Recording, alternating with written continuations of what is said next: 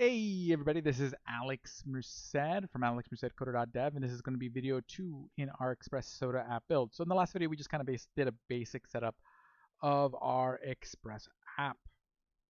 Okay, so now we're going to actually start building our app. So basically the goal of this video is going to be to create our show route and actually build out our basic data.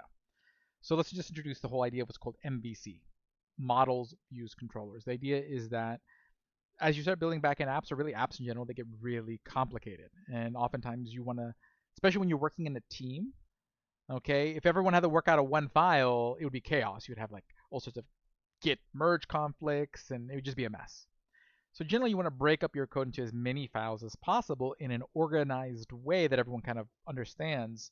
One, so that way everyone can be working in different files, so you avoid conflicts when working together. And two, so that way everyone kind of understands the playbook of where to find certain things. So when we're talking about a backend full stack app, there's generally three things we need to think about. There's the data, which generally falls under the banner of models. So this generally has anything to do with connecting to a database, functions that allow you to manipulate data from that database and retrieve data from that database, anything sort of in that category. Then there is views, okay? That basically we eventually need to provide HTML to the end user. So any templates to generate those HTML pages from, those are called their views, okay? But the problem is those templates need information, because essentially what we do is we're gonna take these templates, think of each incomplete HTML that's waiting for data to fill in little placeholders, and we're gonna take data from our database or whatever data source we have, and we're gonna mush that template, those views, and that data from the models together to create the final HTML page the user sees. Okay, so we'll retrieve the user data, take a template for the page, fill in all the gaps with the user data, and generate an HTML page. But there's got to be someone who coordinates all this, kind of like an air traffic controller. Those are your controllers, so aka the routes. Okay, so generally your routes determine sort of how do we coordinate the models and the views. Okay, so generally what you do, I'm going to shut off my server for a second, so I'm going to do Control C. We're going to make 3 folders. Generally what we're going to do is we break everything up into 3 folders of controllers. Okay, think controllers, you think routes. When we think views, we're going to think HTML templates. And when we think models, we're going to think data. Okay, and generally we'll start off by just setting up our data. Okay, and when it comes to models, okay, we're going to create a new file. And generally what you do is you always start off with model. Okay, because generally what's going to happen is that your app is made up of lots of different models. Okay, if you think of your traditional Facebook, you might have posts. Posts is one model. Likes is another model. Any piece of information that would need to individually be tracked as a model that might need its own HTML pages, its own views, and needs routes to handle requests for that information. Okay, so generally we basically we want to create a blog feature. That means we're going to need a blog model, blog views, and blog controllers. We want to go add a photos feature to our app. Now we're going to need a photo model, a photo views, and photo controllers to handle those requests. Okay, so generally basically what you do is each sort of model kind of represents a feature of your app. Okay, our app just handles one thing, sodas. Okay, being able to track sodas. Okay, so we're not going to use a database, so we're not going to be using Mongo or Postgres. Again, if you want to see what using Mongo or Postgres would look like in an Express app, you can take a look at my Express model app and look at the appropriate branches of that repo to kind of see examples of that. Okay, but what I'm going to do is we're going to create a file, new file, and we're going to create our soda model. And generally you're going to name it singular, so basically it's soda.js. That's generally the convention. So our controller will be called soda.js in the controllers folder, and then our views will be a collection of files in a soda folder in our views folder. Okay, so soda.js. So since we're not working with a database, we're just gonna kind of make a mock thing, okay, something to simulate working with a database. So what we're gonna do is we're gonna create a object called soda, and notice I call it singular and uppercase. Okay, that's traditionally when you have a model, when you work with a database, you generally use some sort of object mapper, where you're going to map database operations to an object. So you're going to have this object that represents a bunch of functions that you can use to add things to your database, edit things in your database. So this is going to represent that. So this is going to be an object that kind of represents that, hey, we have this database. Okay, and we're just going to add functions as we go. So first we're going to just have the data. So we're going to say data, create a property called data that's going to have a few sodas. So we'll just start off with just like 2 sodas. And generally, everything in your database is an object. So each soda is an object. So our data is made up of many sodas. Each soda will have a name. Okay, so we'll call it like orange soda. Each soda will have a color. So we'll say orange. And we'll have another property called like ready to sell. Like is this soda ready to sell yet? Okay, we'll say true for orange soda. And then we will create another soda, which will say name root beer with a color of brown. That is not ready to sell yet. Okay. And that's like generally the word model really represents like the design of your data. So when you think about the soda model, really the soda model is a soda is a piece of data that has 3 properties to it: name, color, ready to sell. These 2 things are strings. That is a Boolean. That's the data model. Like it's the design of each. It's the common schema or design of each piece of data. Okay, but generally this whole feature set is referred to as model, meaning like the whole data side of our app is the model layer. Okay, so basically here's our data. It's just an array with a couple objects for now. And we're going to want to create a couple functions. We're going to create one function to get all the data. So we're going to have a function called getAll. This is going to represent a similar function in a database model, like if we were working with a database. Usually you would have, again, have an object with these kind of functions. So getAll, we're going to use the function keyword. Okay, and all this function is going to do is return the data. So return this.data. Because again, this is a function that's nested in the object. So this is going to represent the object. So I'm returning, this is just going to return this array. Okay, and then we're going to have a function for like get1. Okay, so we'll write another function. It's going to take in an index, and it's going to return whatever item in the array comes from that index. Okay, and then we'll add more functions as we go, as needed. Okay, and then we'll do module.export to export this, and we'll export the soda object so we can use it in our controllers. So now let's set up our controller. Okay, so now in my controllers folder, I'm going to create, so in our controllers folder, we'll create another file. Again, you generally want to match all the model, so all the soda stuff should be soda.js, and then, you know, if we had a blog featured, then it would be like blog.js, and so forth and so forth. So in our controllers folder, we'll create a file called soda.js. So that's going to be our soda controller in the controllers folder. And then anything to do with the data for sodas is handled in the models folder under soda.js. So again, controllers are going to be routes. Models is going to be the data and how we interface with the data. And then views are going to be like how we set up the HTML pages. Okay. So to set up a controller in Express, so I think a controller is just a group of routes. In Express is usually a thing called a router. Okay. What we do is we're going to create our get, again, I'm just going to try to use the same banners here to make it easy to kind of read. Okay, use comments can be your friend if you use them wisely to make your code easier to read. So we're going to import our dependencies. The only dependency we care about, 2 things we care about right now. We care about bringing in Express, because we're going to need that Express into this file. And we're going to need our soda model. So let's go import our soda model. So require, but again, soda is not a library we installed. Soda is the thing that I exported from my models file. So I have to put in a file path. So if this soda.js is in this folder, what do I have to do? I have to go up back to the main folder and then go back down into the models folder down to the soda.js.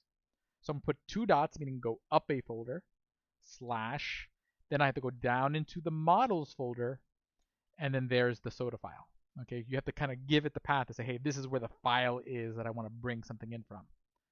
So when it sees that path, it's going to look at the soda.js file and see that, hey, you exported soda. So whatever this is, whatever module that export equals, that's what require is returning. So that's being stored in this variable called soda here. Okay, so that's essentially how that's working, how that connects the files. Okay, so I have that set up. Now, once we bring that in, what we need to do is we need to create, Express allows you to create an object called a router. Okay, or in the same way that in our server.js, we can use the app object to register routes, kind of like we did here. We created a route saying, hey, whenever there's a get request for slash, do this. What you can do is you can register routes with the router. So that way that router represents a particular group of related routes. Okay, so our soda controller is going to represent all the routes that have to do with like sodas. Okay, all the soda router, and then later on, if we created like a blog feature, blogs would get their own controller with their own routes, and this way you categorize everything. It makes it easier to say, okay, hey, I'm working on this feature.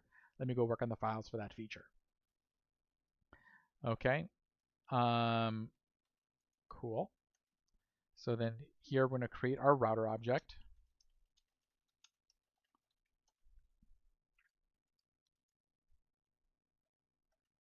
And basically we just say const router lowercase.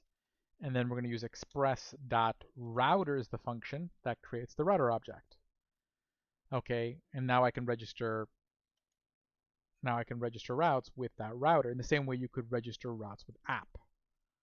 Okay, so here we can register routes with the router. So I could be like router dot get,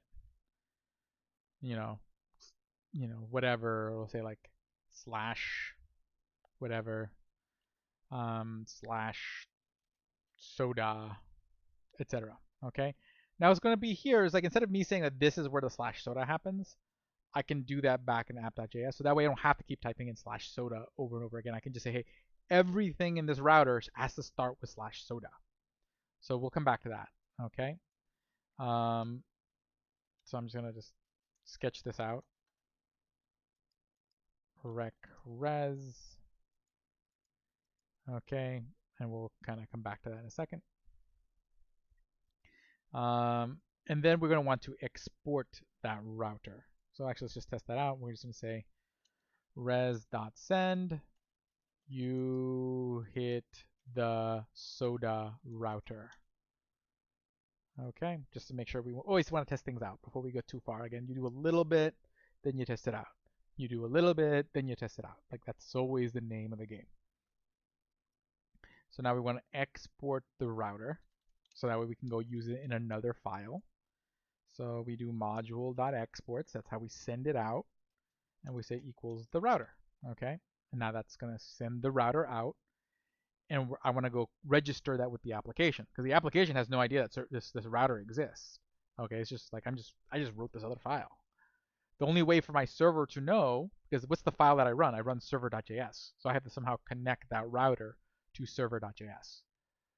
So what I got to do is I'm going to bring in the router. So I'm going to go back to my dependencies. I'm going to bring in, we'll call it the soda router. We can give it whatever name we want. Let me just spell this right. Const soda router equals require, and again, now we're in the main folder because see, server.js is in the main folder, so I don't need to go up. I can just go down into the controllers folder because that's where that file is, to controllers slash soda. Okay, because that's where that I exported that router from. Okay, so again, we're going to import the router. Okay. And then what I have to do is that now that I've imported the router, I got to register the router. Okay, so I'm going to go over here to my middleware, and we're going to say app.use, and we're going to say, hey, this router should only be used if the URL starts with slash soda. Okay, if the URL starts with slash soda, then send it over to the soda router to be handled. Okay, cool. That's it. So now our application knows about the router, and the router knows about the model because we imported the model over there. Cool. Okay, so let's try it out. So if I type in npm run dev to run our dev script, okay, so my server's running, I don't see any errors, so that's a good start. Okay. So now if I go to slash, again, I should just see my main route because again, that's the server's working route because again, that's the get for slash. But now if I type in like slash soda, that should go to my soda router. You hit the soda router. Okay, notice I didn't actually have to type in soda here. Okay, so here in my soda router file, my soda controller, I don't have to type in slash soda because when I registered the router in the server.js, I already said, hey, assume that anything inside that router is prefixed with slash soda. So I only have to worry about what happens after the slash soda. That's the beauty of using a router. You don't have to keep writing slash soda, slash soda, slash soda, slash soda over and over again. Okay? It just makes it easier and allows you to, again, work in more files and organize your code. But we don't want to send this message. What we want to do is we want to render a page that shows our list of sodas. Okay? So what we want to do is we want to render a page. So we're going to use a function called res.render. So now res.render, what it does is means you want to render an HTML template. So first you have to tell it where that template is. So you give it the name of the file. That file has to exist in this views folder. Okay, this views folder. Okay, that's where it's going to look. Now generally what I'm going to do is I'm going to create a folder for each model. So in this case we're working with the soda model. So in the views folder I'm going to create a folder called soda. So any soda views, any soda pages will be in that folder. And if later on I added a blog feature, then there'd be a blog folder and all the blog pages would be in there and so forth. The idea is you want to organize your code. It's just if anyone wants to know, hey, where's all the stuff for your blog feature, there's going to be a blog controller, a blog model, and a blog folder in your views folder with all the related HTML stuff. Okay, it makes it really easy for someone to just kind of jump in on the app because once you've been developing for a while, everyone plays from that same rule book. So when I go to a new app, I kind of know, okay, generally this is the way things are organized. So if I need to do a certain thing, I know where to look. Okay, instead of everyone just kind of coming up with their own way of doing things. It still varies quite a bit from project to project, but this gives you like a general like thought process of models, views, controllers, a certain division of labor. So generally there's different routes. Okay, so generally like the main route we're going to make is called the index route. That's the get to soda. Okay, so that's like a get request to slash soda. And what this should give us is a list of sodas. Okay, this is what's referred to as REST. Okay, the RESTful routes. So if I were to go to Google and literally Google the RESTful routes, watch what happens. You're going to get a bunch of like pictures listing the RESTful routes. This is a standard convention that we use for any model. See whether it's dogs or songs, it doesn't matter. It's always like there's index, which is a get request to slash dogs that displays all the dogs. In the same way, our index route for soda is going to list all sodas. Okay, so this is literally the playbook of what we're going to build. Okay, that's generally the starting place for any feature in any basic app. Because generally, what is every feature? Every feature is you take a think of literally any app you've ever used. You are getting data, you are creating data, you're updating data, and you're deleting data. Another word for that is CRUD: create, read, update, delete. If you create all these routes, you should be able to do those exact things: create, read, update, delete that model. Okay, and that's the idea. So if I want to have blogs, I want to be able to create, read, update, delete blogs. Hey, when I add photos, I want to be able to create, read, update, delete photos, and so forth, and so forth, and so forth. It just becomes that repetitive process of creating these same routes for the next feature, for the next model. Okay, so let's create the index route. So just like the listing of to-dos. Okay, so the first argument is going to be the name of the file. So we're going to I generally like to create the files to match the name of the route we're making. So in that case, I'm going to create a file called index.ejs in the soda folder. Okay, so in the views.soda folder, so you can see here it's views, soda, index.ejs. Okay, and let's just start off with like h1. This is the view. Okay, we are using the EJS templating library. There's lots of different templating libraries out there. So lots of different libraries that give you different ways to programmatically create your HTML. We'll talk about how to use EJS in a moment, but let's just test it out. So basically what's going to happen is that it's going to use this EJS file, and it's going to use the EJS library, which we installed. So again, we should have EJS in our package.json. Okay, and it's going to take this template and create an HTML file from it, and then send that back. That's what res.render does. It takes the template that you specify, runs it through like a process of generating an HTML file, and the final HTML file is what the user gets from the browser. Okay, they never see this EJS file. They see the HTML file that's created from it. Okay, so render, what you're doing is you're just taking this like ingredients. So let's just try that out. So let me just go back to the controller. So you can see I'm rendering. Now since it's in this folder called soda, I type in soda/index.ejs, because this assumes, like the way Express works, that it always assumes this views folder exists. So when you do res.render, you don't have to type in like views / you just assume that you just type in whatever happens after views. So from the views folder, it's in a subfolder called soda in a file called index.ejs. That's what I want to use. Okay. So that should work. So now let's try this out. So if I go to localhost 3000/soda, see, I get, this is the view. See, I get the contents of the EJS file. It generates an HTML file from it. But that's not really all that fun. Okay, like the excitement is being able to do something dynamic. So what I can do is that as a second argument, I can pass the data in. So I can create an object, and in this object, I could put data that's used with the template. So think of it like I take this like Mad Libs. I take all your answers to the Mad Libs and take all the empty spots in the Mad Libs and mush them together. Okay, that's essentially what's happening here. So we only want to send one thing, because again, what were we doing here? We're listing all the sodas.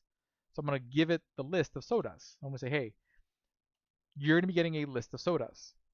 Okay, so what should we call that? Sodas, right? That makes sense. It's the sodas. And I have a way to do that, because again, we created this soda model. And then again, the soda model has a function built into it called getAll. So let's just use that. Okay, and this getAll function should return the array of sodas. Okay, so now in the template, I'm going to have this variable available to me called sodas. Why is it called sodas? Because I called it sodas right here. Okay, that's where it's coming from. So what I can use in my templates, whatever I put in this object. Okay, so that's the only way EJS knows that it has this data available. It has to be in this object. Okay, so what I want to do is I'm going to say like, list of sodas. So we'll just call this like list of sodas. Okay, and then what I want to do is use EJS to like create we're going to do is have a UL, because we want to make a list. And then I'm going to use EJS to generate one LI for each soda. But I don't know how many sodas there are. There could be 3, there could be 4, there could be 5. This is where EJS really shines, because I can use JavaScript to describe how to generate the HTML. So the way it works is that whenever I do this, so whenever you have like this here, that basically means inside of there is JavaScript. So I can say, hey, sodas, because again, we defined sodas in that object. And then it's an array, because I know that if I go back to my models, I know that getAll returns this.data, which is just an array. Okay, so I know that sodas thing is an array. Okay, because that's how I programmed it. Okay, so if I go back to index.ejs, so that means I can use the for each function. Okay, that for each callback function. Okay, and then again, that for each takes a callback. So for each soda, we can do the following. Okay, but I want to put HTML in there, so I need to close that off, and I need to close this off, because basically, as long as you're inside of these brackets, it's treated like JavaScript. So what I want to say is that for each soda, I want HTML, so I need to kind of close these off, so that way I have somewhere where I can write HTML. Okay, so watch what happens here. So if I type in h1 soda, what's going to happen is that it's going to create an h1 for each loop. So now watch what happens when I refresh the page. See, soda, soda. So it looped twice because there's 2 sodas in there to start with. But I don't want to just write soda. I want to use the name of that specific soda. But again, it's a for each loop. So we created this variable that runs on each loop called soda. So what I can do is I can use that. So to inject a variable, what I can do is you do the same symbol, except you put an equals on this side. So you see like that little equals. That means you want to inject text. So what do I want to inject? Soda.name. Because again, if we go back to our models, we can see that each soda, the schema of each soda is there's a name, there's a color, and there's a ready to sell property. So I can see here, it says so soda.name. Okay, so with that, I can hit refresh and see I get orange soda and root beer. So there is our index route. Okay, so we'll come back in the next video and we'll finish off the index route and the get route, or the show route, which shows you one individual soda, and we'll just kind of keep spitballing from there. So I'll see you guys soon. Have a good one.